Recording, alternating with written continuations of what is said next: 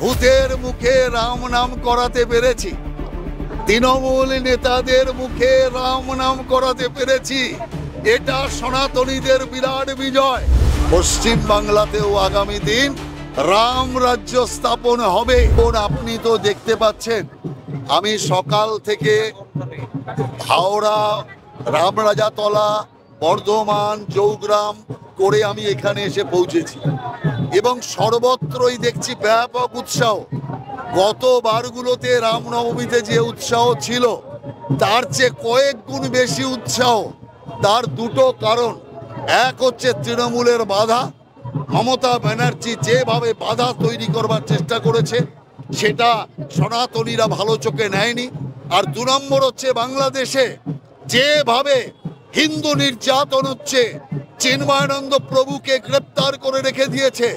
এই সমস্ত কিছু কারণে এখানে সামনেই আপনি দেখবেন মুজিবুর রহমানের মূর্তি আছে, সেই মূর্তির পাদদেশ থেকেই যাত্রা শুরু হচ্ছে। এই কারণে, কারণ মুজিবুর রহমান তিনি বাংলাদেশের স্রষ্টা এবং বাংলাদেশকে হিন্দু মুসলমান সকলকে এক করে বাংলাদেশের অগ্রগতিকে এগিয়ে নিয়ে যাচ্ছিলেন।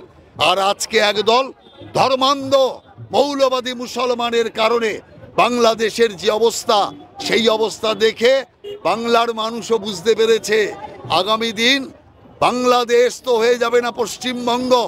আগামী দিন যাতে পশ্চিমবঙ্গ বাংলাদেশে রূপান্তরিত না হয় তার জন্য আজ দলে দলে মানুষ বাংলাদেশের প্রতি তাদের যে বিশ্বাস, তাদের আস্থা জানানোর জন্য রাস্তায় নেমেছে। রামচন্দ্রের প্রতি ভক্তি এবং বিশ্বাস, আর তার সাথে সাথে সমস্ত সনাতনী ঐক্য এক জায়গায় আসার জন্য একজোটে রাস্তায় নেমেছে। আর যে কারণে আজকে কাতারে কাতারে মানুষ, কাতারে কাতারে রাম ভক্ত সমাজের এই পরিবর্তনের কারণে এবং রামজিকে প্রতি শ্রদ্ধা রাখার জন্য রাস্তায় নেমেছে। এবং আমরা বিশ্বাস রাখি যে সারা দেশে রাম রাজ্য স্থাপনের কাজ চলছে। পশ্চিম বাংলাতেও আগামী দিন রাম রাজ্য স্থাপন হবে। অতএব সারা বাংলার যে সনাতনী তাদের সকলের মনের আকাঙ্ক্ষা পশ্চিম বাংলাতেও রাম রাজ্য স্থাপন হোক।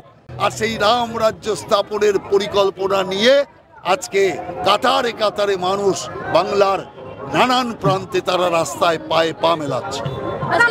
তৃণমূলের তরফ থেকেও একেবারে বিজেপিকে টেক্কা দেওয়ার জন্য তারাও পথে নেমেছে, কিন্তু সেখানে গেরুয়ার বদলে হলুদ পতাকা নিয়ে তারা নেমেছে। দেখুন, বিরাট বিজয় আমাদের যে আমরা ভূতের মুখে রাম নাম করাতে পেরেছি, তৃণমূল নেতাদের মুখে রাম নাম করাতে পেরেছি।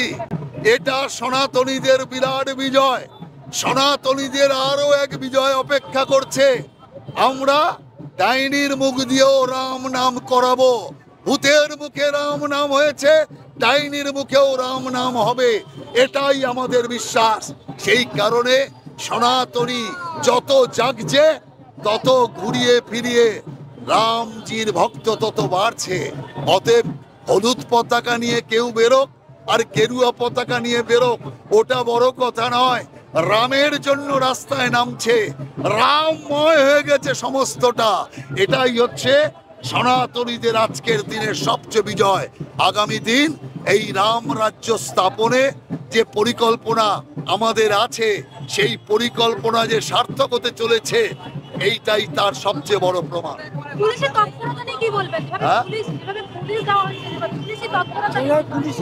দেখুন, ঘটনা হচ্ছে আজ পর্যন্ত কোনো হিন্দু শোভাযাত্রা অন্য কোনো ধর্মের ওপর আঘাত করেছে, কোনো উপাসনা স্থলে আঘাত করেছে, কিন্তু এত পুলিশ দিয়ে একটা যুদ্ধংদেহী অবস্থা তৈরি করেছে কেন? ভয়ের বাতাবরণ তৈরি করতে চাইছে সরকার, যাতে কেউ আর রাস্তায় না নামে। প্রথমে চেষ্টা করলো মুখ্যমন্ত্রী দাঙ্গা হবে বলে, যখন দেখলো তাতে ফলপ্রসূ হচ্ছে না, তখন সিপিএম কংগ্রেসকে ময়দানে নামালো, তাতেও যখন কাজ হচ্ছে না, এখন পুলিশ নামিয়েছে যুদ্ধের একটা পরিস্থিতি তৈরি করতে। কিন্তু আমি মনে করি সব চেষ্টা বৃথা। রাম ভক্তরা সব চেষ্টা বৃথা করে দিয়েছে। অতএব রাম ভক্তরা আজ যে কাতারে কাতারে রাস্তায় বেরিয়ে এসছে। তার জন্য সমস্ত রাম ভক্তকে এক রাম ভক্ত হিসাবে আমি অভিনন্দন এবং ধন্যবাদ জানাচ্ছি। দেখুন, বিষয় হচ্ছে হাইকোর্টের আদেশ আছে, কোথাও কোথাও অতি উৎসাহে অস্ত্র, তো আমি ওগুলোকে বলবো না, যেখান থেকে আগুন ছোটে তাকে বলে অস্ত্র, কিন্তু টিনের একটা তরোয়াল, কিন্তু একটা প্রতীকী ত্রিশূল যেটা আমাদের দেবদেবীর হাতে থাকে, আমরা সেটাকে অস্ত্র বলতে রাজি নই।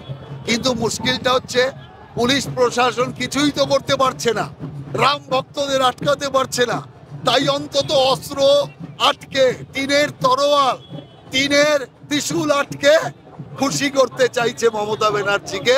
ওরা করুক, আমরা এই জাতীয় নীতির তীব্র নিন্দা করছি।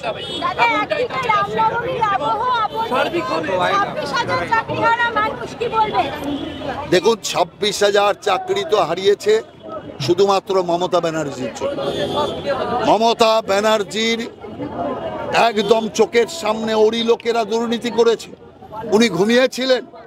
আর এত বড় দুর্নীতি হওয়ার পর ওএমআর সিট সমস্ত মুছে ফেলার জন্য মন্ত্রিসভা বসে সিদ্ধান্ত নিয়েছে। অতএব আমি মনে করি এই দুর্নীতির প্রধান নায়িকা হচ্ছে মমতা ব্যানার্জি, তার কারণে এত দুর্নীতি হয়েছে। সেই জন্য আমরা মনে করি 26,000 যে চাকরি গিয়েছে তার জন্য মমতা ব্যানার্জি দায়ী। আমরা মমতা ব্যানার্জির এই যে অপকর্ম তার জন্য ধিক্কার জানাচ্ছি, কিন্তু 26,000-এর মধ্যে যারা যোগ্য চাকরি প্রার্থী তাদের পাশে আমরা থাকব, শেষ পর্যন্ত থাকব। বাংলা হান্টের আরো খবর দেখতে নজর রাখুন। বাংলা খবর মানেই বাংলা হান্ট।